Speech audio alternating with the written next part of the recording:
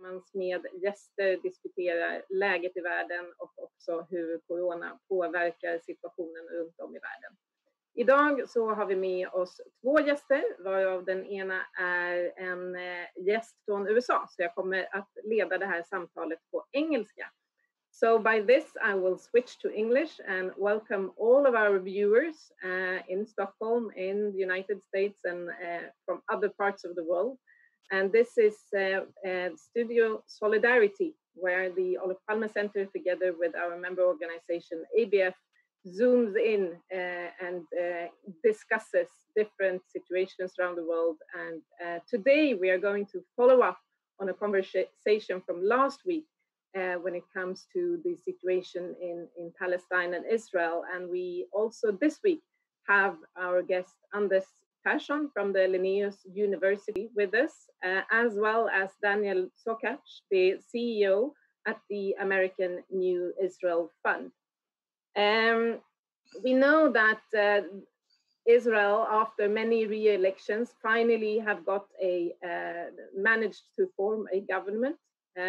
Corruption allegations against the prime ministers and the repeated re-elections are only a few signs of a political instability growing in the country. So we're going to discuss what are the internal and external challenges for Israel, a country often referred to as the only democracy in the Middle East. And to Daniel and Anders, most welcome. And I would like to start by asking you, Daniel, to tell us a little bit about the organization you lead. For many of our Swedish viewers, maybe the New Israel Fund is not that well familiar. So let us know a little bit about your organization and what is it that you do. Well, thank you, and thanks for having me. It's really great to be with you all virtually in Sweden in this early morning here in San Francisco. So New Israel Fund was founded in 1979 by a group of progressive Jewish Americans who, along with their friends in Israel, had a new idea. And that was for a different kind of engagement with Israel for people around the world. And the theory of change, as we say in the business, that they were operating under was that Israel, in 1979, a vibrant, emerging democracy, was missing something that was, in their opinion, essential for democracies to continue to emerge as vibrant and free places, which was a civil society. In other words, that ecosystem of organizations and institutions and activists that represents minority voices and marginalized voices that champion often unpopular issues like human rights and civil rights, environmental defense, the rights of women, of minorities, et cetera. And so New Israel Fund set out to really plant the seeds of this civil society in 1979. And a few years later, recognizing that it wasn't enough just to identify smart young people and make grants, NIF created something called Shatil, which means in Hebrew seedling, which is now Israel's largest nonprofit capacity builder. And over the last 41 years of NIF's existence, we have been able to contribute to building virtually every progressive NGO that exists in Israel. We were very proud when Haaretz, the leading Israeli daily newspaper, described us a few years ago as responsible for building virtually every NGO or civil society organization in Israel. A couple of years ago, the New York Times, America's leading daily newspaper, described NIF as the main organization defending democracy in Israel. And I think that the gulf between those two descriptions over just a couple of years speaks volumes about what's going on in Israel and about the topic of our conversation today. So what would you say? What is the state of democracy in Israel? Well, as an American speaking from San Francisco, I say this with great humility, but the state of democracy in Israel, much like the state of democracy in my own country, is fragile right now in a way that I think many of us didn't anticipate. In Israel, the last 10 years of a government dedicated to a particular realignment of the balance in the Israeli national idea between, on the one hand, being a homeland for the Jewish people, and on the other, an open, free, democratic society providing equality of opportunity for all of its citizens. the current government has essentially put its finger on that scale in a number of ways over the last decade. And remember, this is just now the fourth consecutive Netanyahu government that we are seeing. I'm losing count even. But he has remained prime minister over a series of coalitions, sometimes more extreme right-wing as the last one, sometimes as this one, a stranger hybrid. But one constant over that 10 years has been the passage or the attempted passage of legislation that alters that balance, that provides new limitations on the ability of NGOs to operate freely, that reduces in the public eye the status of Israeli Arab citizens, 22% of the population, stripping Arabic of its official language status, passing a constitutional law that the basic law, the nation state law, that sets forth that Israel is first and foremost the nation state of the Jewish people, and only Jews have collective rights in Israel. This is a realignment of that careful balance, which since 1948, through lots of difficult times, often in its breach, but always maintained some semblance of Israel being a country that is walking towards greater equality and greater opportunity for all of its citizens. Now, with this raft of legislation over these 10 years, the rhetoric that's come from this government when it comes to Arab citizens, when it comes to progressive organizations, when it comes to ideas like human and civil rights and religious pluralism, and then finally, the topic of our conversation today, not only the growth of the settlement enterprise under the auspices of this government the last 10 years, but now with the green light from Donald Trump and his administration, the move towards annexation in the West Bank, annexation of Israeli settlements and territory in Area C of the West Bank, really poses, in our opinion, an existential threat to democracy in Israel. Because put simply, you can't rule permanently over millions of people, whether you do it formally or informally, and you can't create a system that officially de jure moves one class of citizens living in a national territory over others legally for all time, without that having a corrosive impact on the democratic fabric and fiber of your society. We will come back to the issue of annexation in a little bit, but I would also like to pose the same question to you, Anders, because I know that you recently wrote an op-ed in Haaretz, the Israeli newspaper, titled, "Does Netanyahu really believe in democracy?" And you were also referring to a variety of experts issuing this kind of ranking system, putting Israel on a bit of a different scale of democracy. Please tell us, what was the sort of the main argument, and what is it that these experts see as the strength and weaknesses of the current state of democracy in Israel? Thank you for the question, Anna. And so what I'm doing is that every year I write an article in the Israeli press, either for Haaretz or for the Jerusalem Post, summarizing the findings for Israel and sometimes for Palestine as well from the leading democracy rating or ranking indexes. And these are Freedom Houses, the VDEM from Sweden, The Economist, and also Israel's more local Israeli Democracy Institute's findings.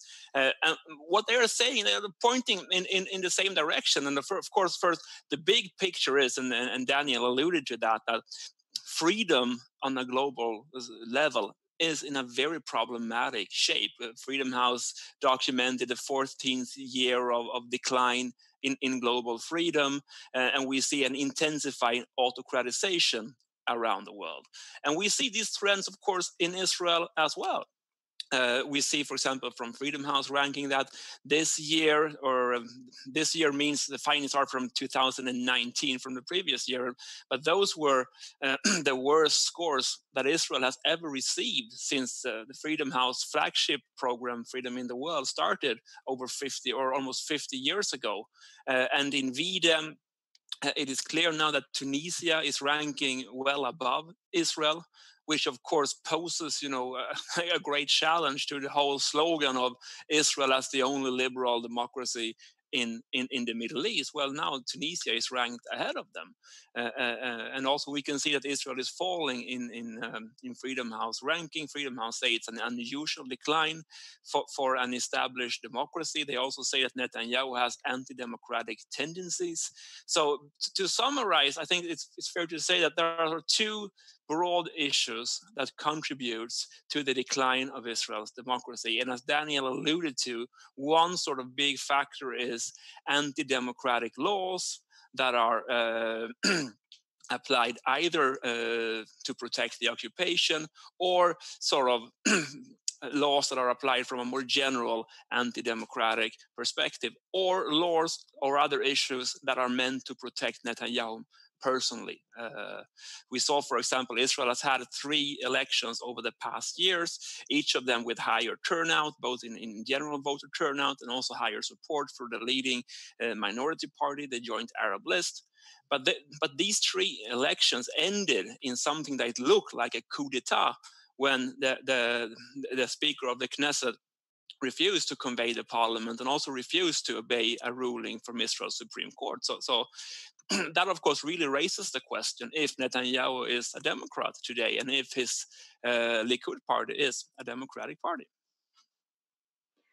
And with this, then, we know that the newly formed government also has an agenda of annexation. And this was also something that we discussed in last week's seminar.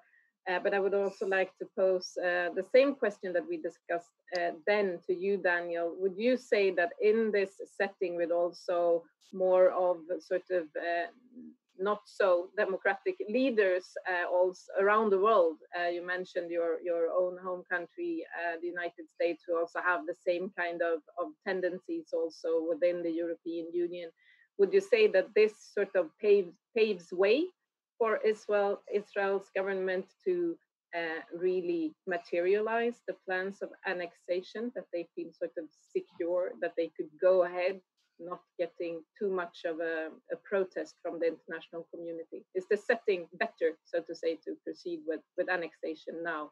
And would that, what do you say? Well, I think the answer is yes, whether or not they do proceed with annexation. And I hope that Anders will give me some optimism that it's a lot of bluster. I'm more skeptical of that. But yes, I do think that the zeitgeist in the world right now is one that lends itself to these kinds of moves. And let's remember, this is not happening out of context. An ethno-nationalist leader with authoritarian tendencies in Russia snatched up the Crimea a few years ago with very little significant blowback.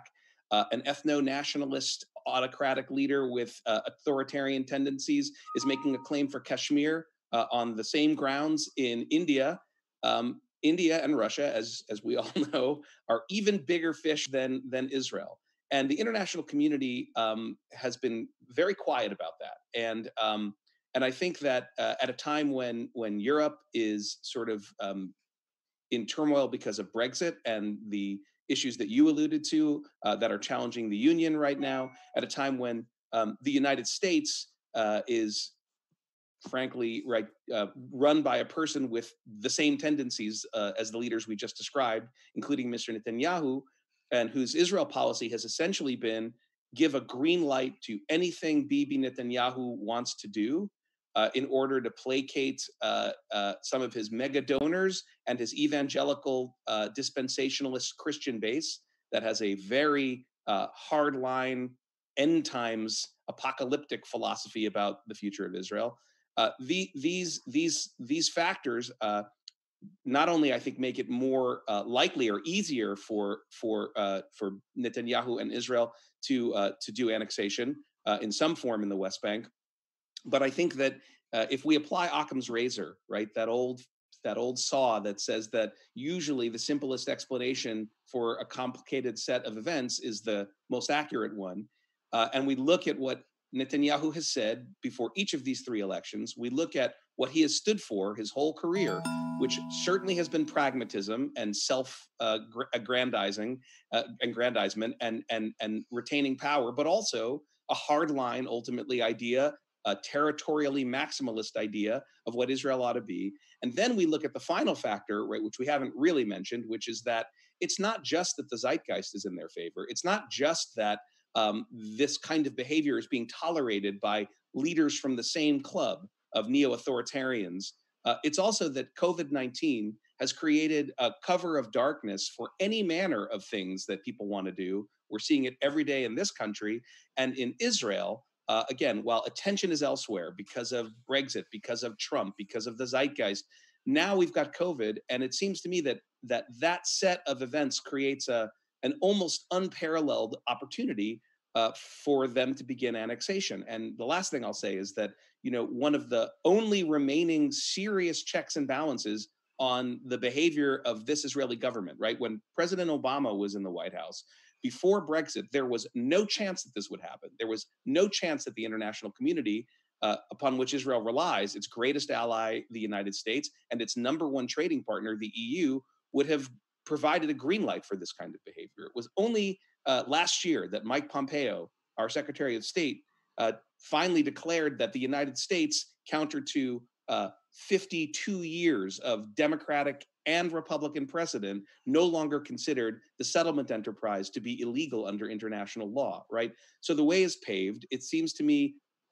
today's news, CNN is reporting that Defense Minister Gantz, the great hope that many people had of preventing this, a guy who ran on a slogan of "Rak lo Bibi," just not Netanyahu, has actually ordered troops in the West Bank to prepare for crisis. And the conventional wisdom is when Israel begins making annexation moves, they anticipate lots of trouble and uprising in the Palestinian community. So to my mind, the writing is on the wall. And not only is the zeitgeist on Netanyahu's side, this is an opportunity that I think probably seems to him and his allies too good to overlook. And Anders, what do you say? Is the opportunity too good to overlook, and thereby the plans will become reality? Well, it remains to be seen. I mean, if you look at the papers from Israel this morning, some of the papers are running a story where the Americans, according to the articles, are saying that it's highly unlikely, within quotation marks, that they will back annexation by the 1st of July. So it seems like the Americans are flashing sort of a yellow or red sign instead for a green one, which was sort of the prevailing assumption before. And maybe they are intentionally handling Netanyahu a ladder which he can climb down from the high tree where he's sitting right now. But the problem with these leaders, both Mr. Netanyahu and Mr. Trump, is that they are talking out of both sides of their mouths, because they have so many different constituencies to please. For example, Netanyahu could say to the settlers, "We are going to annex by 1st of July, as 4 weeks from now." And then he might say, "Well, I'm going to negotiate with the Palestinians as well. And, I'm going to keep, the regional peace agreements with Egypt and Jordan." And we know that, all these kind of statements are contradictory, and you cannot do all of them. And Trump is sort of the same kind of guy. So that, of course, also raises the question that, what do these leaders really want? What is their plan? And Netanyahu, to me, seems to be, holding its cards very close to the chest. I mean, there are been a lot of meetings with settler leaders over the past couple of days, and they are coming out of these meeting, seemingly knowing, nothing really. So it remains to be seen. But I think that the bigger picture will be, that we sort of have moved from a green light to a sort of more yellow and red light. But, that may change because, as Daniel said, somebody might need, a crisis down the road or something, to divert attention for, something else. So it remains to be seen. So I'm also taking the opportunity to welcome potentially new viewers to this conversation about the state of democracy in Israel and the risk of further annexation by the Israeli government. And we have two guests with us, Anders Persson from the Linne University and Daniel Sokatch from the New Israel Fund. So Anders, Daniel previously, he mentioned that when Russia annexed parts of Crimea, the European Union responded with sanctions, Would you say that this is a possibility also now if the Israeli government goes ahead? It depends. I think the bar for sanctioning Israel is much higher than for sanctioning Russia. I think there is much more consensus in the EU to be tough against Russia than vis-a-vis Israel. So sanctions, hard sanctions, probably no, but there are other things that might be even more harmful in the long perspective for Israel. For example, being excluded from the EU's major research programs. The present one is called Horizon 2020. There will soon be another 7 or 8 years program being negotiated, and Israel is the only non-European country fully integrated into that program. So doing something with that, perhaps excluding Israel or limiting its participation, could be something much worse than sanctions, actually. And there are all kinds of these measures that the EU can do in order to punish Israel if they want. And it remains to be seen. There have been speculations about that. I think that this is something that the EU takes very, very seriously. But again, the EU is at an historically weak movement. We see a lot of divisions within the EU between the member states, and we also see everybody is fully occupied with the corona pandemic and the economic fallout from that. So that, of course, also, we alluded to that, gives Israel this special moment, the open window of doing things.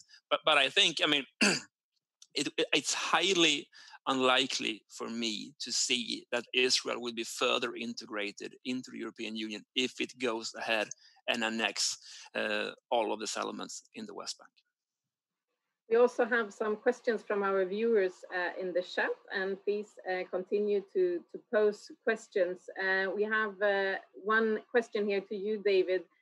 Many observe a decrease in the Israeli peace movement's strength. And I think you also previously talked a little bit about the support that you give to the Israeli civil society. And I know from our partners that many of them also talk about, a shrinking space for civil society. Do you agree with this decrease in the Israeli peace movement's strength? And why is this? Do you also see the tendencies of a shrinking space? Well, I do agree with the viewer that the Israeli peace movement has shrunk and become far less prominent and far weaker than it used to be. That's I don't think there's any way to argue differently. I do think, and there are a lot of reasons for that. And the way I would shorthand those reasons is that the assassination of Yitzhak Rabin in 1995. The subsequent Second Intifada starting at around 2000 and continuing for a number of years, which saw waves and waves of Palestinian terrorism in Israel and an extraordinarily harsh Israeli response in the territories, essentially eviscerated the peace movement in Israel. And the sort of final cap was unilateral withdrawal from Gaza under Prime Minister Sharon in 2005, which many believed would lead to sort of a peaceful relationship between Gaza and Israel. Remember, Gaza had separated from the West Bank essentially under Hamas at this point, or around this point. Many people believed that that would sort of be the end of the conflict with Gaza, and instead there have been sort of repeated cycles of violence between Israel and Gaza, with rockets coming out of Gaza and exceedingly harsh Israeli responses, including invasions of Gaza, which result in thousands of civilian casualties, did not turn out the way anyone expected it to turn out. There's a big critique to be made of what happens when you impose a unilateral withdrawal in a situation like that. But in any event, these events essentially gave validity to an argument of the Israeli right that any attempts at compromise were bound to fail because there was no one really to talk to. There was no legitimate partner for peace. And however one examines that claim, and I think it's a highly dubious claim in and of itself, that was used not as an excuse to disengage from the conflict or from the Palestinians, but rather to reinforce and build up the settlement enterprise in the West Bank. And so what you had was an Israeli public sort of traumatized by the events that I mentioned, governments that were intent on thickening the presence of Israeli settlements in the West Bank, and ultimately with peace and quiet, relative peace and quiet over the last 10 years, brought about by the security barrier Israel built between Israel and the territories, mostly between Israel and the territories, the cooperation of the Palestinian Authority police forces, indeed terrorism and violence against Israelis inside Israel has dropped precipitously from those terrible days of the Second Intifada. And the Israeli economy has been good. And even if most Israelis don't feel particularly strongly about what Israel does in the territories, right? Polls showing support or lack of support for annexation don't show that this is like an extraordinarily popular thing with the Israeli public. It's more to the point that Israelis are able to sort of ignore, to a certain extent, what goes on the other side of the Green Line. And all of this has created a situation where the peace movement has very little traction anymore. The final point I'll make is that there has, though, in its place in a way, been the growth of a very vibrant, very strong civil society, focusing on human rights, on civil rights, on rights of minority, and increasingly on shared Arab-Jewish society within Israel. And this is something that I think we can see as a light during what are otherwise pretty dark times. Anders, may I then ask you, how do you see the possibility for sort of a progressive left in Israel? We know that they are also struggling and does not really seem to have sort of an alternative answer to this more right-wing authoritarian kind of messaging. What would they need to? Well, as you said, there is no doubt that the Israeli peace movement and the whole Israeli left is in dire straits at the moment. And I think that's connected somehow to the discussion that we had previously about democracy. I mean, an interesting, observation here is that 15 years ago, Israel was by far the only liberal democracy in the Middle East. And the Palestinians had just had what was by then, in 2006, probably the most successful and democratic election anywhere in the Arab world up to that point. So, and the Palestine was ranked very high, second highest in the Arab world by Freedom House. Today, we see an authoritarian turn. We see Palestine, Gaza in the bottom of the list. We see the Palestine West Bank in free fall when it comes to democracy, and we also see, as we have said, big problems for democracy in Israel. That also sort of redefines the support for all these actors around the world. And we see a new progressive left emerging around this term intersectionality. We see Mr. Floyd painted, on the West Bank wall today. So these new sort of big changes, I think, can affect both Israel and the Palestinians in the future. And on the other side, on the right side of the spectrum, we see a new right-wing movement emerging in Europe and elsewhere that are very supportive of Israel. So maybe this can change, local factors and play into that. But there is no doubt that the Israeli left, from any sort of from looking at an Israeli point of view, is in dire strait. Another thing to look at would be if the Joint Arab List could sort of in the future open their doors more towards integrating Israeli Jews into their party. That could be, a big change if it happens. And also keep in mind that it was quite close that the other side won the previous Israeli election. It was very close. And that could, have, created a completely different dynamic. I mean, just a year ago, people said that, who knows, that, in the coming year or so, we might be, left without all of these three leaders, Trump, Netanyahu, and Abbas. Now it seems like, Netanyahu is staying, at least for a while. Abbas is still going strong,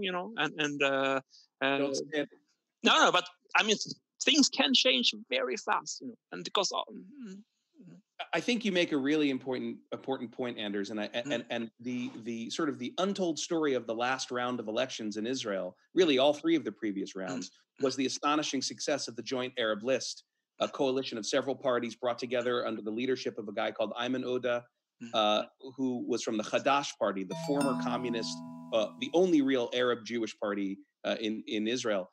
And after an attempt by some in Israel, including then Minister Avigdor Lieberman, the head of a small ultra right-wing party, to essentially increase the mandate that you needed to get into the parliament, Ayman Odeh brought together these parties and created what is now the third largest party in the state of Israel. And they were the third largest party in this last round of elections as well.